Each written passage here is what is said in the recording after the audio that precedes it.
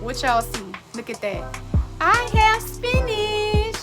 I have spinach coming out. Sitting at the bottom of your tray long periods of time because that will suffocate your seedlings.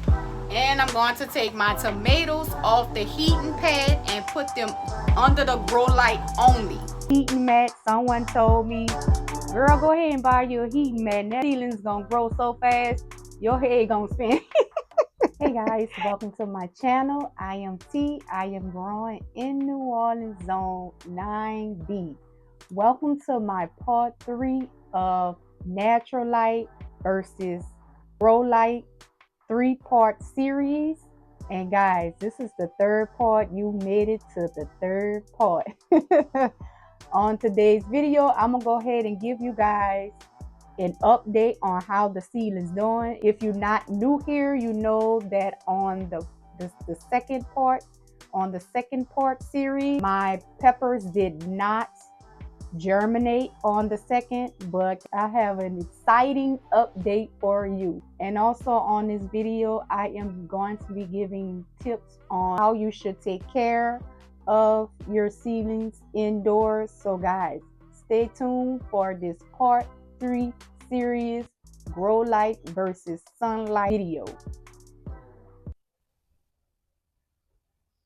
Okay guys, so this is my little setup I have going on. This is my first little indoor setup.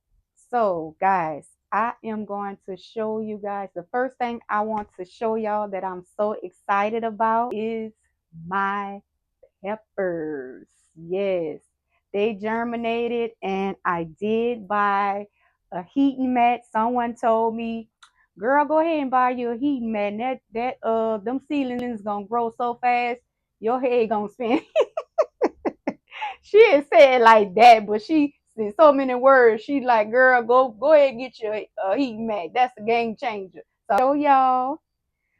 Go ahead and take the humidity dome off, which is the humidity dome always needs to be off when your seeds start to germinate. So that's one tip. And the reason why I still had my humidity dome on is because my poblano peppers did not germinate yet. So guys, look at that. My poblano peppers didn't germinate yet, and I'm still waiting on some purple beauty bell peppers. And I'm also waiting on the taro peppers. So I'm guessing the taro peppers is the hot pepper and the poblano pepper is the hot pepper. So we got the shishito peppers popped up already, which I am so excited about the shishito peppers. And the purple beauty popped up. And well, the jalapeno peppers is spicy peppers, is hot peppers, and they popped up pretty well. But we're still waiting on, and we have some flowers popped up, some garden mix from Dollar Tree. So guys, it popped up, y'all. It popped up. So what I'm gonna do is I'm gonna go ahead and keep that humidity dome off, and I'm gonna go ahead and transfer it, this whole container. I'm getting it off the heating mat, and I'm going to transfer my seedlings on the shelf in this new home under the grow light. That's his new home under the grow light, and I'm going to show you guys. That's the peppers, and now I'm going to show you guys how the tomatoes is doing. That's the tomatoes. We are starting to get true leaves on the tomatoes. That, y'all, that was fast. We are starting to get true leaves on the tomatoes. So what I'm going to do is I am going to start thinning them out. I am going to start thinning them out. That way the true leaves can grow stronger, because you don't want overcrowded leaves inside of the little pockets, because first of all, they're going to be fighting for space. So we got to definitely thin them out. But I am going to wait just a little bit until they get a little bit healthier. And guys, you don't want to pull your seedlings out. You want to clip them. You don't want to pull them out. You want to clip them because you know how those roots tangle up with each other. So if you pull it out, your strongest root probably will get tangled with that and get pulled out with the one you're pulling out. So be careful. When you thin them out, always cut them. And watering. You always want to make sure you're not over watering your seedlings because you might drown your seedlings and you don't want that to happen. You don't want water sitting at the bottom of your tray. You want to put just enough so those seedlings can suck up that water. You don't want water sitting at the bottom of your tray long periods of time because that will suffocate your seedlings. I did wrote some notes down, y'all, so y'all might see me looking down on my notepad because I don't want to miss anything. If you're new here, I normally grow using natural sunlight, but this year I am trying the grow light, so I just want to share my experience with you guys along the way on my new journey. So you might see me looking down at my notepads because I wrote some things down. Okay, what I don't want to miss out is the lighting. You want your seedlings and your light to be at least 1 to 2 inches apart, like this. This is your seedlings and this is your light. You want it to sit like right on top. That's 1 and 2 inches. You don't want your seedlings sitting too high because your seedlings is gonna be trying to reach up for that sunlight, and that's what's going to cause leggy seedlings. So you don't want seedlings wiggling trying to find that sunlight. And you want your lights on at least 12 to 16 hours a day. They need that much light. Sorry if y'all hear a bunch of noise. They got somebody cutting grass, lawn mowing. Okay, airflow, guys. You must get a little fan, and I'm gonna show you guys how the fan look.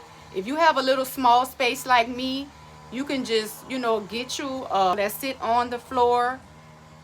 You can let that fan just blow on your seeding so it can get the proper airflow. I will be putting that type of fan inside of my storefront so you can see exactly what I'm talking about. They even have the ones that clip on to like your poles, like right here. This is your pole. They also have ones that click onto your poles. The reason why you want that airflow because you don't want the disease to start developing. Once you start getting those disease develop on your seedlings, it's over for you. Fertilize, yes.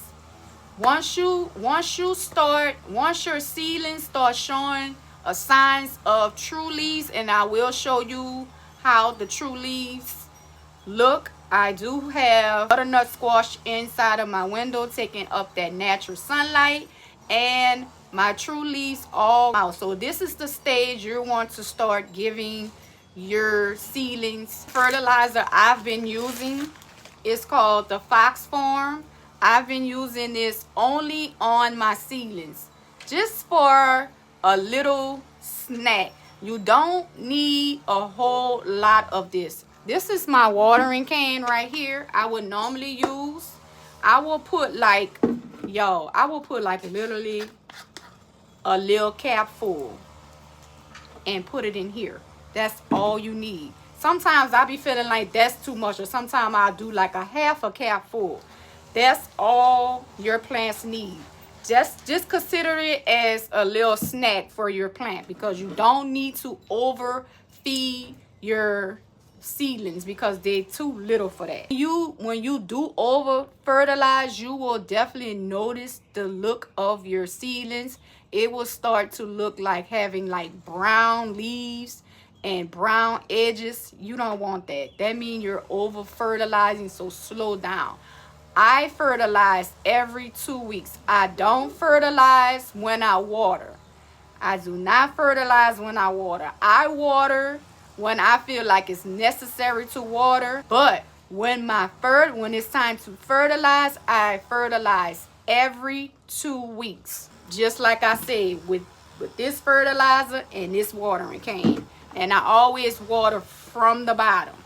I fertilize how I water, straight from the bottom.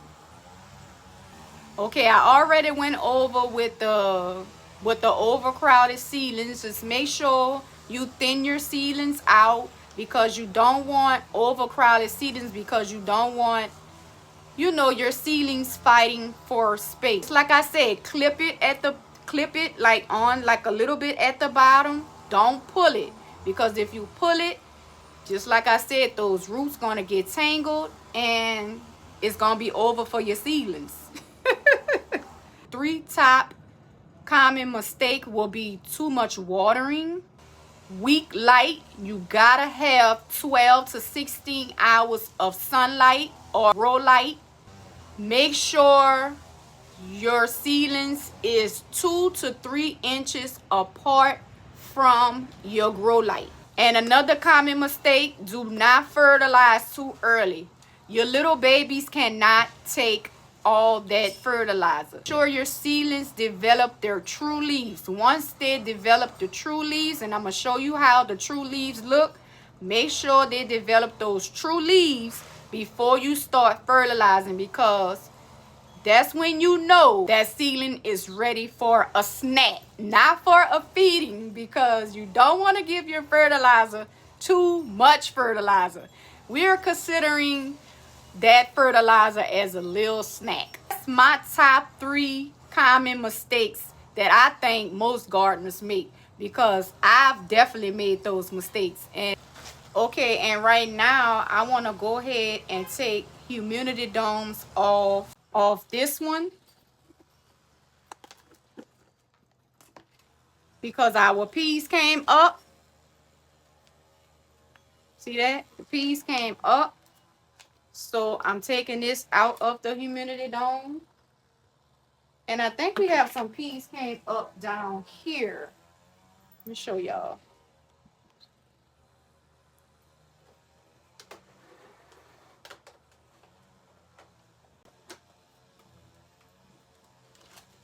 Okay, so all our sugar snap peas came up, y'all. So we're going to take that from under the humidity dome.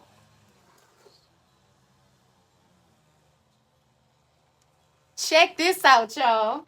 Check this out. Ah! Remember I told y'all I struggle with my spinach? What y'all see? Look at that. I have spinach. I have spinach coming out. My spinach is germinating. Y'all, I just hope another seed didn't drop inside of this container, because I don't see any activities in any one of the in any other cells. This is the only one. If y'all can see, I want to put it a little close. I got spinach. So I am going to take the humidity dome off the ones that germinated and put them under another grow light. But I'm going to put the humidity dome back on the ones that didn't germinate. Just like that there. Put it back. This spinach back under the grow light, because it didn't quite come up yet. Put that back on top. Put that top back on. And I did use the grow lights from this kit that I wasn't using anymore. So we still reusing the grow lights. I set that on top of some boxes for some height, because I do have a grow light up here. I'm gonna take the sugar snaps and put them back here. And I'm going to take my tomatoes off the heating pad and put them under the grow light only.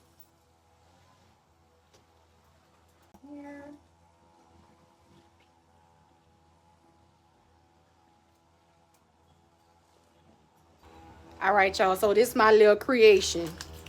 I took the little humidity dome kit and I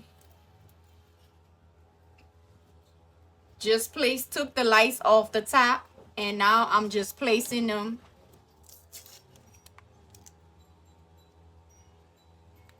I'm taking the two-way tape and I'm just placing it at the top so it won't roll off, so the light can stay positioned on top of the seedlings like that. Take that off. And these are some flowers, something my daughter, she dropped some flowers, some zinnias, look like some cantaloupes. Yeah, she's starting early with her zinnias and stuff. So to keep from not using my little lights from off my humidity dome kit, I'm using it, I'm repurposing it and using it just like this. And I also have it on my heating mat. So guys, I hope this video was helpful to you. Comment below, what is your most struggle when growing seedlings indoors? What is your most common mistake? Go ahead and comment below and share it. I want to thank you guys for watching and have a blessed day. Bye bye.